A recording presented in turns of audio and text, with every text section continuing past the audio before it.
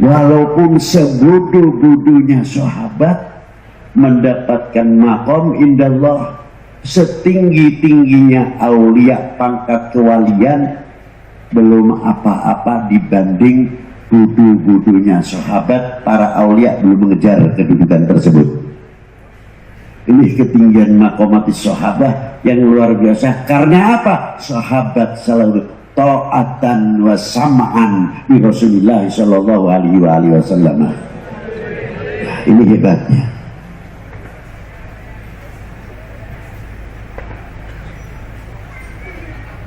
Ketauladanan yang ditauladani, yang diberikan contoh langsung oleh baginda Nabi sallallahu alaihi wasallam, pembekalan kepada sahabat.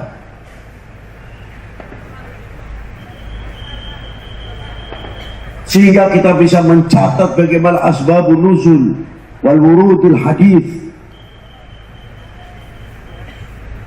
Berkembanglah warasatul anbiya yang mampu menerjemahkan, menafsirkan Al-Quran dengan melalui syarat-syarat yang luar biasa, dengan mumpuni ilmunya sebagai mufassir dan muhadithin. Bukan asal 9-10 hadits saja udah ngoceh. 2 ayat, 3 ayat, banting sana, banting sini, mau terus sini salah, tidak.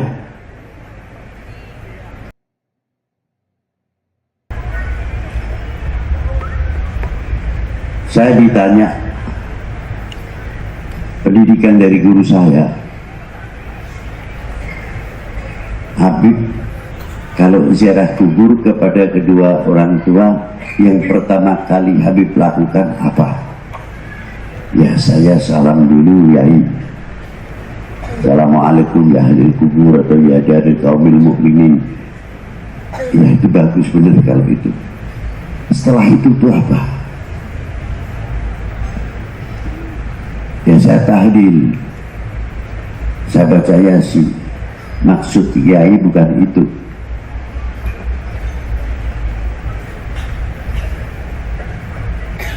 Saya diam. Saya harus jawab gimana karena tidak ngerti. Lalu guru saya mengatakan, belajarlah kalau kamu duduk di sebelah pusara kedua orang tuamu.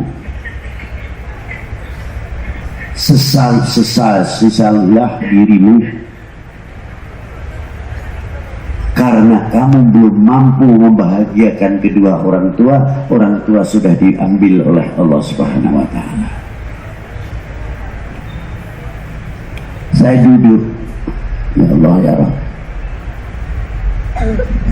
belum aku membahagiakan kedua orang tua, ya Allah, sudah kembali ke haribaanmu. Kapan kami bisa membalas jasa-jasa kedua orang tua ini? Assalamualaikum warahmatullahi wabarakatuh. Alhamdulillahirabbil alamin nasta'in wa ala umuri dunya waddin. Wassalatu wassalamu ala asrofil anbiya'i wal mursalin wa ala alihi washabihi ajmain. Rabbi shrah li sadri wa yassir li amri wahlul 'uqdatam min lisani yafqahu qawli, amma ba'd. Baik, bagaimana kabar semuanya? Mudah-mudahan jenengan sehat selalu, berkat kesehatan, berkah rezeki yang melimpah, berkah, amin ya rabbal alamin. Dan tentunya doa yang paling utama adalah mudah-mudahan kita semua diberikan kekuatan dalam menjalankan ke segala aktivitas dengan limpahan rahmat dan rahmat Allah Subhanahu wa Ta'ala, amin. Dan sholawat serta salam selalu tersurah kepada baginda Nabi sallallahu alaihi wasallam, kepada keluarganya, kepada sahabatnya, dan mudah-mudahan kita semuanya mendapatkan syafaatnya, amin ya rabbal alamin. Di kesempatan yang berbahagia ini, kami dari channel Santri Saja akan memberikan video ceramah dari beliau yang mulia Maulana Nabi Muhammad Lutfi bin Ali bin Hashim bin Yahya. Di mana di video kali ini, ceramah kali ini, maujizat kali ini adalah beliau memberikan suri tauladan bagi perjuangan para sahabat. Ya, sebagai perumpamaannya, ya, bahwa sahabat adalah orang-orang yang sangat mulia sekali, yang mendampingi apapun kegiatan bersama baginda Nabi sallallahu alaihi wasallam. Di sini beliau menyampaikan, setinggi-tingginya pangkat dari para wali, setinggi-tingginya dari pangkat para wali itu belum seberapa dibandingkan dengan sahabat walau bodoh. Ya, artinya ada sahabat misalkan yang bodoh itu pangkatnya lebih tinggi dari para aulia ilah yang tertinggi pangkatnya dengan derajatnya ke solehnya, ketakwaannya. Itu seperti itu ya.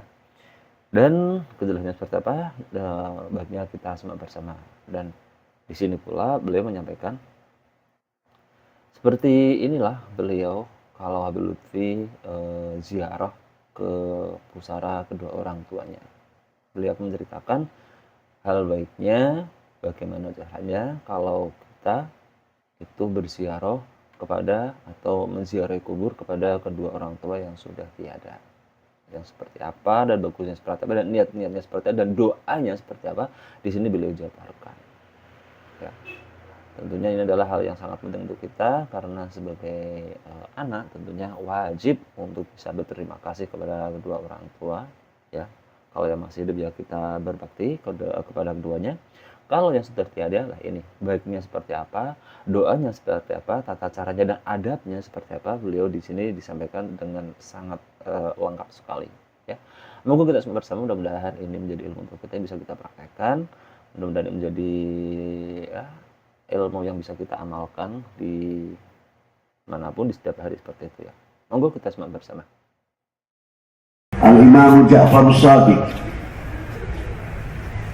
beliau juga putra Imam Ahmad rahmatillah.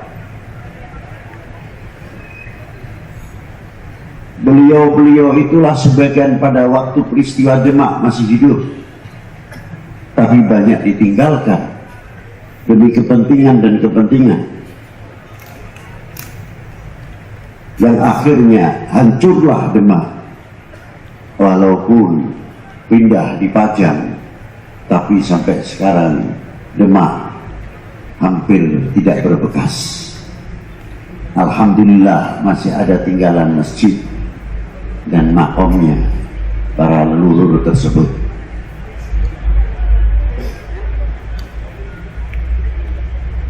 Kejadian pada waktu zaman itu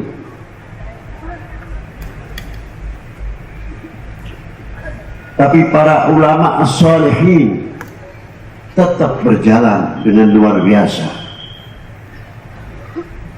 Bagaimana perjuangan para beliau pada waktu itu yang tidak pernah mundur atau putus asa. Dan para beliau cukup besar andil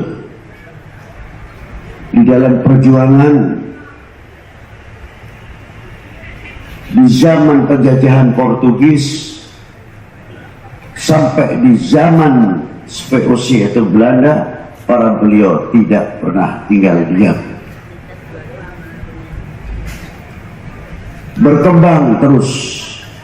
Para santriwati yang digembleng, yang dididik oleh para beliau yang artinya perkejayaan yang telah saya ceritakan tadi di atas, para sesepuh dan ulama kita, para santri kita tetap dalam perjuangan dakwatul Islam yang tidak pernah mengenal putus asa. Itu yang saya kagumi.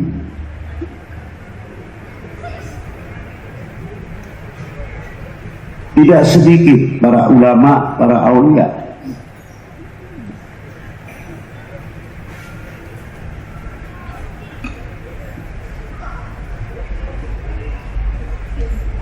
yang ikut andil besar dalam memerdekakan bangsa ini dari belenggu penjajah dan kebodohan, sehingga tegaknya kembali sang saka merah putih, sehingga menjadi negara kesatuan persatuan Indo. Ngomong Indonesia aja kok lemah gitu. Itu diantaranya. Tidak sedikit para beliau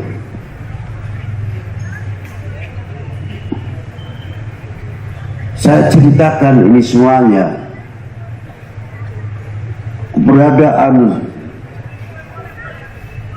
setelah baginda Nabi Sallallahu Taala Alaihi Wasallam,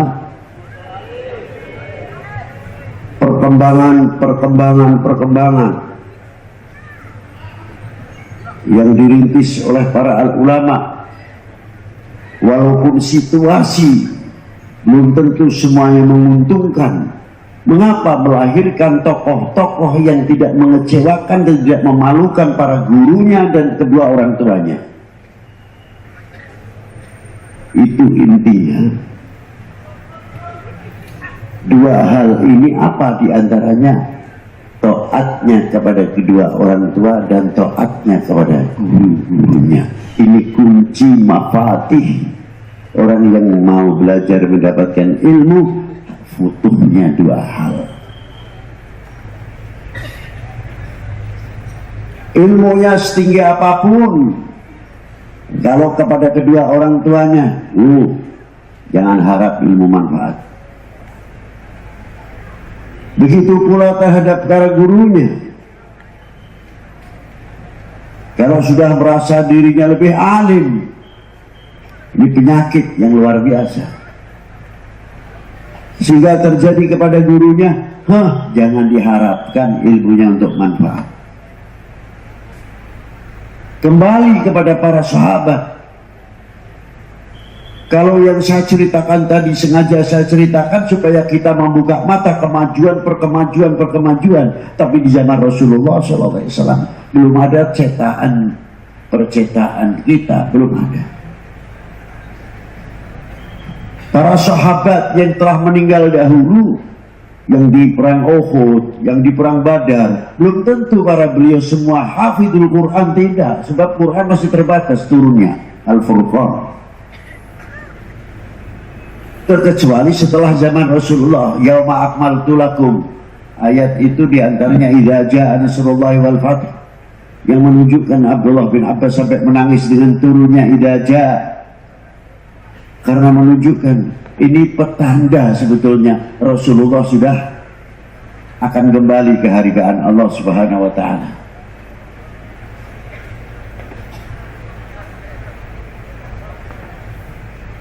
Terakhir wahyu, baru sahabat-sahabat itu yang masih hidup, yang sempurna tahfidul Qurannya.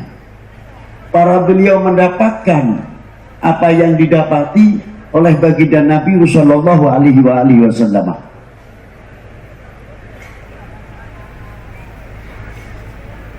Tapi hebatnya mengapa para sahabat, walaupun sebodoh-bodohnya sahabat, mendapatkan maqam indallah, setinggi-tingginya aulia, pangkat kewalian, belum apa-apa dibanding bodoh-bodohnya sahabat. Para aulia belum mengejar kedudukan tersebut. Ini ketinggian maqamatis sahabat yang luar biasa. Karena apa? Sahabat selalu ta'atan wa sam'an di Rasulullah sallallahu alaihi wasallam. Ini hebatnya.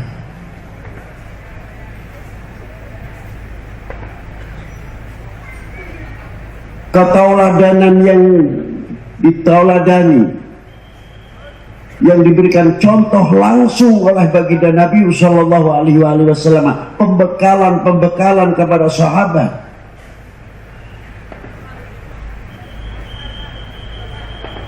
Sehingga kita bisa mencatat bagaimana asbabun nuzul wal wurudul hadis.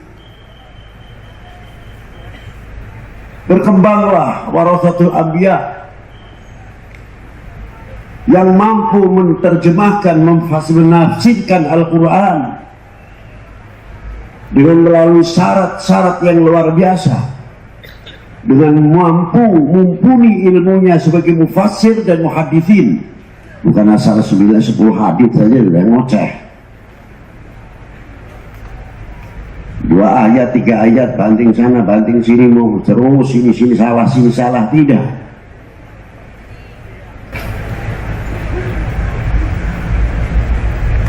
Beliau sangat mumpuni sekali.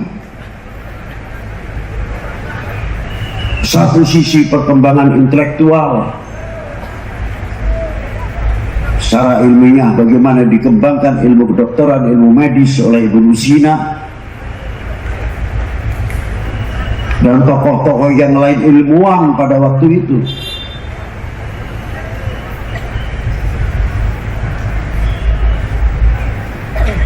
Kita ini belum apa-apa dibanding para beliau radhiyallahu ta'ala anhum. Harapan kedua orang tua adalah kalian sebelum mengharapkan orang lain.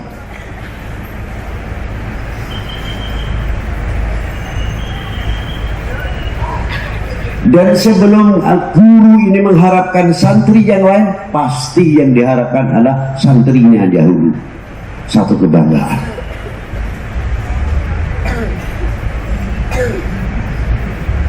Coba kalau kita ini anak-anak santri, anak sekolah, terutama kita di sini.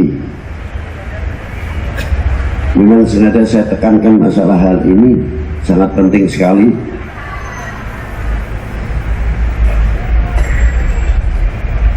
Apa kita waktu di pondok pesantren dan sekolah ini yang kita lakukan setiap waktu kepada kedua orang tua?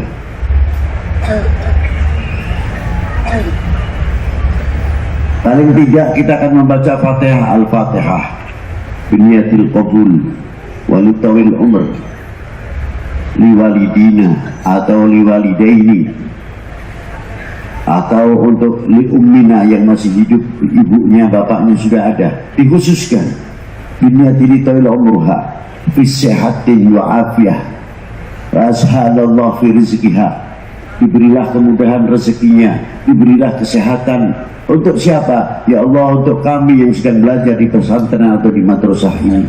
Dan moga kedua orang tua kami yang masih hidup atau satu, berilah kekuatan zahiran wa batinan di dalam memperjuangkan putra putrinya untuk menjadi anak-anak yang soleh. Ditutup Fatihah. Kapan kita melakukan itu?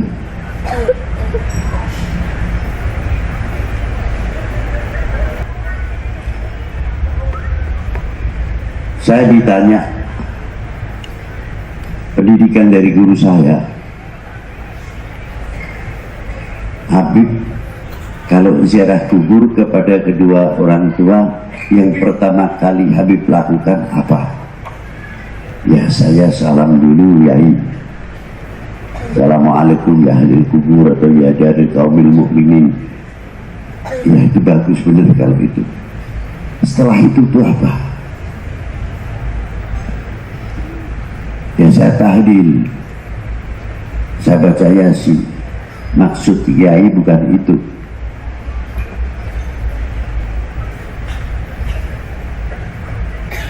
Saya diam. Saya harus jawab gimana karena tidak ngerti. Lalu guru saya mengatakan, belajarlah kalau kamu duduk di sebelah pusara kedua orang tuamu. Sesallah dirimu karena kamu belum mampu membahagiakan kedua orang tua sudah diambil oleh Allah Subhanahu wa Ta'ala. Saya duduk, ya Allah ya Rabb, belum aku membahagiakan kedua orang tua, ya Allah, sudah kembali ke haribaanmu. Kapan kami bisa membalas jasa-jasa kedua orang tua ini?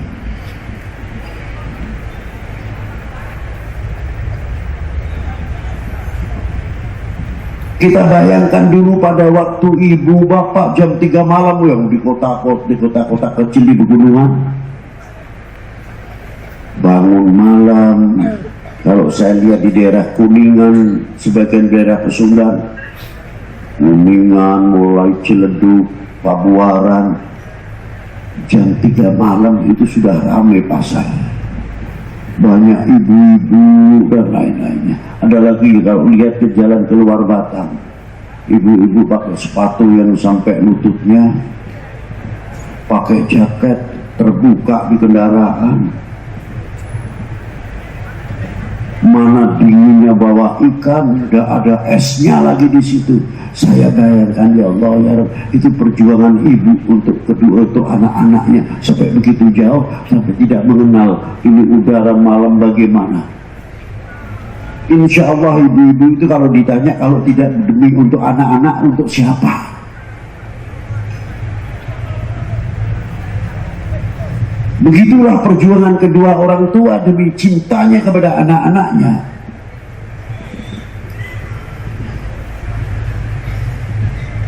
Tidak cukup dari itu saja. Kalau orang tua kita makan enak, pasti ingat kepada anak-anaknya. Tapi kalau kita belum tentu makan enak, ingat kepada ibu bapaknya.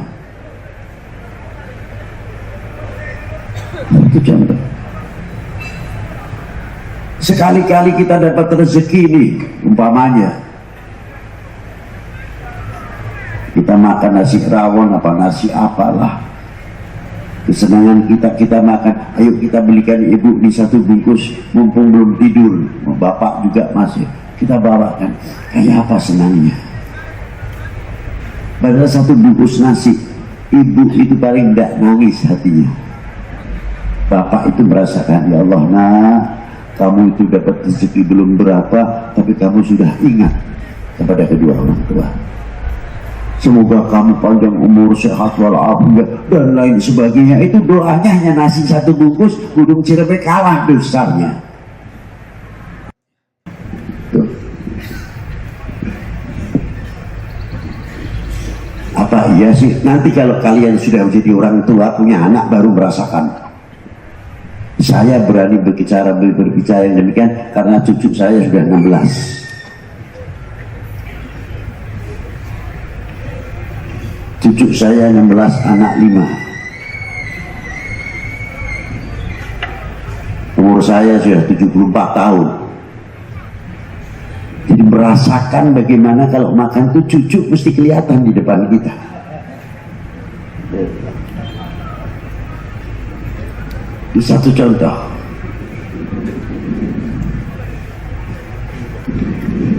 Bagaimana supaya kita menjadi anak yang tidak mengecewakan kedua orang tua, walaupun orang tua sudah mendahulunya.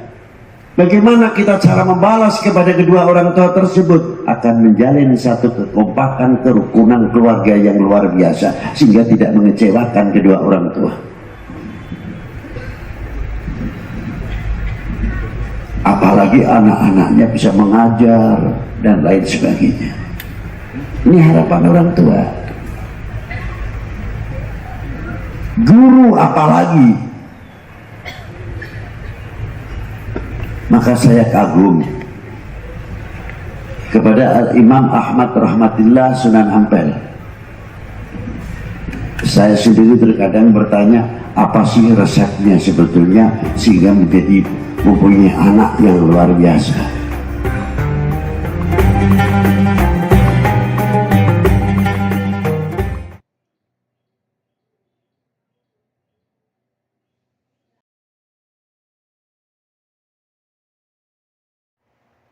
Demikian video ceramah atau video mauidhah sanah dari beliau yang mulia Maulana Nabi Makhluti bin Ali bin Nasim ya, yang beliau menyampaikan tentang keistimewaan, keutamaan dari sahabat. Dan juga sahabat adalah seseorang yang menjumpai kalau yang sudah pernah bertemu atau belum bertemu itu dinamakan sahabat dengan sezaman atau hidup di masa baginda Nabi sallallahu alaihi wasallam dan mengimani sebagai umat Islam, entah itu yang berpapasan langsung, berhubungan langsung ataupun tidak, itu adalah punya keistimewaan yang sangat luar biasa sekali. Dan di sini beliau juga menyampaikan tentang adab, etika, tata cara kita berziarah kubur kepada kedua orang tua, bagaimana caranya dan bagaimana doa-doanya seperti itu. Mudah-mudahan ini menjadi ilmu yang berharga untuk kita, bisa kita praktekkan dan bisa bermanfaat untuk semuanya. Amin ya rabbal alamin. Dan terima kasih untuk semuanya yang sudah mengikuti channel ini. Terima kasih, dan selanjutnya wassalamualaikum warahmatullahi wabarakatuh.